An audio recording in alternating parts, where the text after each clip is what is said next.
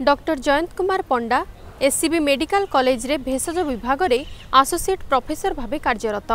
तांकु जोगाजोग करिबा पाई कॉल करंतु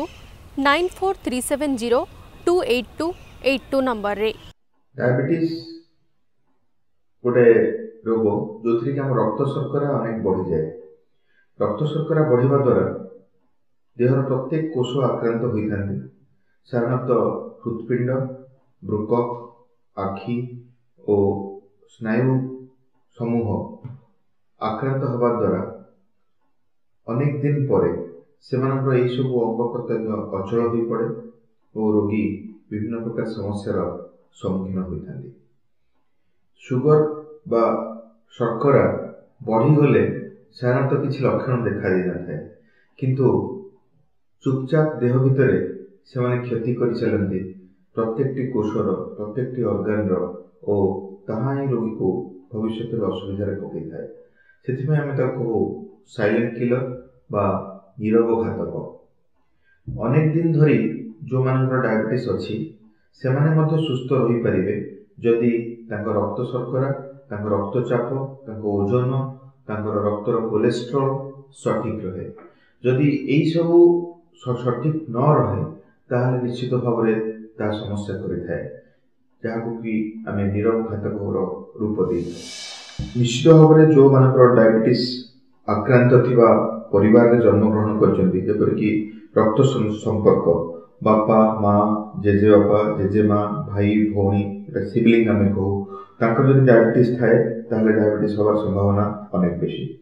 जो माने ओजन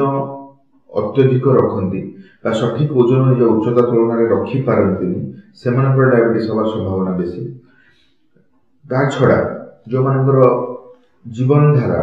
अत्यंत भाव में इरेगुलर, जहाँ मुझे बेसी मीठा खाती, नॉनवेज बा प्रोटीन खाद्य बेसी खाती, कार्बोहाइड्रेट बेसी खाती, खाइबार किसी हिसाब न थाए, विभिन्न प्रकार अभ्यास जपरिक मद्यपान बा हाई कैलोरी फूड इनटेक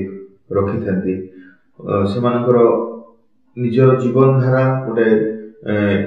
पद्धति न थाए से डायबिटीज रिस्क थाए। छड़ा गर्भवती स्त्री लोक गर्भावस्था डायबिटीज देखा संभावना थाए।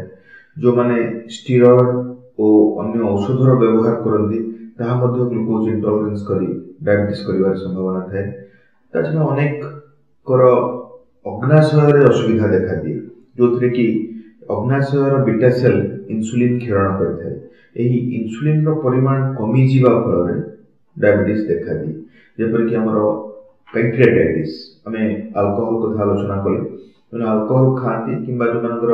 अग्नाशय पैंक्रियास पत्थर हो जाए से पाखे पैंक्रियाटाइटिस अग्नाशयर प्रदाह देखा दिए, से डायबिटीज होवार संभावना बेसी मात्रा थाए। डायबिटीज जेहेतु रक्त शर्करा को बढ़े दिए, जो सब खाद्य सांगे सांगे रक्त शर्करा को बढ़ेबार संभावना थाए, जेपरिक आमर readymade calorie diets, glucose drinks कहतु, फल रस कहतु कि आइसक्रीम, चॉकलेट्स, ये खाऊ खाऊ आम रक्त शर्करा बढ़ जाए। किंतु तंतु जातीय जिनस जेपरिक फल,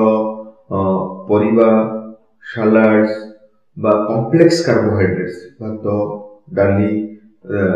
विभिन्न प्रकार कंडिमेंट्स, नट्स, जो थे कि से डाइजेशन होगा समय लगे और 2 घंटा आरंभ कर 8 घंटा पर्यंत से कैलोरी निर्गत होता है। किंतु आप जो गोटे चॉकलेट खाइले बा आइसक्रीम किसी खाइले 10 मिनिट भीतर रक्त शर्करा को बढ़े दी थाए। से प्रकार खाद्य आम मना करूँ जहाँकि ग्लाइसेमिक एक्सकर्सन करता है रक्त शर्करा को सांगे सांगे बढ़े दी थाए। जहाँ तंतु जातीय जिनस अनेक समय धरी देह एब्जर्व हुए और रोगी को हठात blood sugar, high blood sugar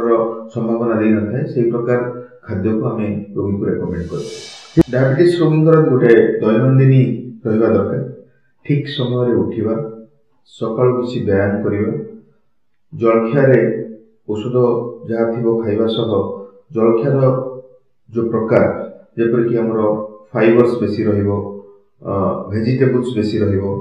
calorie कम रहिबो और फैट कम रहिबो, से प्रकार जलखियार डिजाइन हवा दरकार। और lunch time snacks time dinner time मध्य फिक्स रहिबा दरकार कहीं ना एठी इंसुलिन शरीर भितर सिक्रेशन होनी आमे बाहर इंसुलिन बा बटिका द्वारा इंसुलिन रो क्षरण करोछि तेणु खाइबा समय यदि फिक्स न रहिबो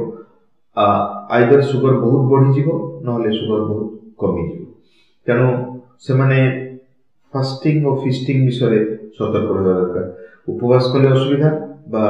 भोजी खाइले असुविधा सठिक समय रे सठिक खाद्य सठिक परिमाण रे खाइबे मापी चुपी जेतिकी जहा आवश्यक व्यायाम हो बा ऑफिस काम हो बा पाठ पढ़ेवा हो बा परिवार सहित आउटिंग हो सेतिकी करिवे जदि से किछि जिंसर अत्यधिक करती बा सीमा टपंती ताहले ताको समस्या देखा दबो काहेकि ना ताको ओट संतुलित अवस्था रे शरीर रहिबा पई हमर जहा दरकार ताहा बाहर रो औषध और शरीर रो रेस्पॉन्स ताको नै कि मेंटेन हे कि थाए इंसुलिन हला डायबिटीज रोगी प्रकृत औषध कहीं ना डायबिटीज रोग हुए इंसुलिन रो अभाव रे आमे कहता टाइप 1 और टाइप 2 डायबिटीज टाइप 1 रोगी ठारे बिल्कुल इंसुलिन न थाए हम अग्नाशयर बीटा सेल बिल्कुल इंसुलिन क्षरण ही करे ना टाइप 2 रोगी पाखे इंसुलिन थाए किंतु से इंसुलिन सठिक भाव रे काम करेनी हम तो इंसुलिन रेजिस्टेंस कहता वो आस्ते आस्ते जति इंसुलिन क्षरण होता है ताहा मध्य कमी कमी जाए तेणु प्रत्येक डायबिटीज रोगी पाई इंसुलिन रो आवश्यकता रही जदि जने डायबिटीज रोगी बटिका रे नियंत्रित होउचंती किंतु जदि सेमानकर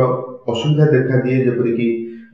हार्ट अटैक हला बा निमोनिया हला बा ट्यूबरक्लोसिस हला ताले सेमान को हमें इंसुलिन को शिफ्ट करथाउ जो मेडिकल क्राइसिस टाइम रे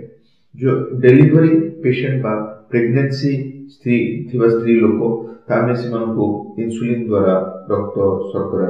नियंत्रण करथाउ जो माने बटिका को यथेष्ट भाव में रेस्पॉन्ड करते हम सेकेंडरी फेलियर कहू किसी वर्ष 5 वर्ष बा 10 वर्ष बटिका सठिक रहा तापर पुणी रक्त शर्करा बढ़ीगला से जगह इंसुलिन ही हमको साहाय्य करता है यही रक्त शर्करा को नियंत्रित करने तेणु जिते क्राइसिस हुए प्रेगनेंसी जिते बटिका काम करेनी हमको इंसुलिन ही साहाय्य करता है और विभिन्न प्रकार इंसुलिन अच्छी इंसुलिन समय भेद अनुजाई इंसुलिन एनालॉग अच्छी शॉर्ट एक्टिंग इंसुलिन अच्छी लॉन्ग एक्टिंग इंसुलिन अच्छी रोगी खाद्य खाइबार प्रणाली और नबार समय और नबार सुविधा अनुजाई इंसुलिन को आम बाछि थाउ और रोगी को बतई थाउ से केमती इंसुलिन नबार विधि है आमर साधारण इंसुलिन खाद्य खाइबार आधा घंटा पूर्व दिया जाए इंसुलिन साधारणतः आमर फ्रिज रे रहे बा रेफ्रिजरेटर रहे ताको 2 to 8 डिग्री सेंटीग्रेड रखिबा दरकार ताको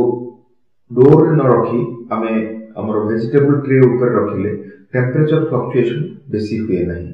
ओ दबा पूर्व ताको आधा घंटा पूर्व फ्रिज रु बाहर करने बाहर रखिले से रूम टेम्परेचर को आसी जाए और अति ठंडा न थाए नवा समय जो माने प्रीमिक्स्ड इंसुलिन नियंती बा व्हाइट सस्पेंशन थिबा इंसुलिन नियंती से माने इंसुलिन को भलो भाव रे मिसाइबा दरकार ऊपर तळ करी बा साइड साइड करी इंसुलिन को टिपिंग करबा दरकार जा द्वारा कि इंसुलिन भलो भाव मिसी जाए और सठिक भाव रे इंसुलिन काम करथाय नले ऊपर जलीय अंश पळेबो तळे औषध रही जीवो जाकी काम करि पारे नै इंसुलिन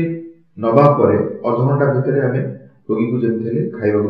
दवा पड़े परंतु खाद्य बांति हे गला बा से जे कोनसी कारणवशत खाद्य खाई पारलेनी तार रक्त शर्करा कमिबार संभावना थाए तांको सालाइन आकार रे आमे ग्लूकोज देथाउ बा इंजेक्शन आकार रे ग्लूकोज दवा पड़े।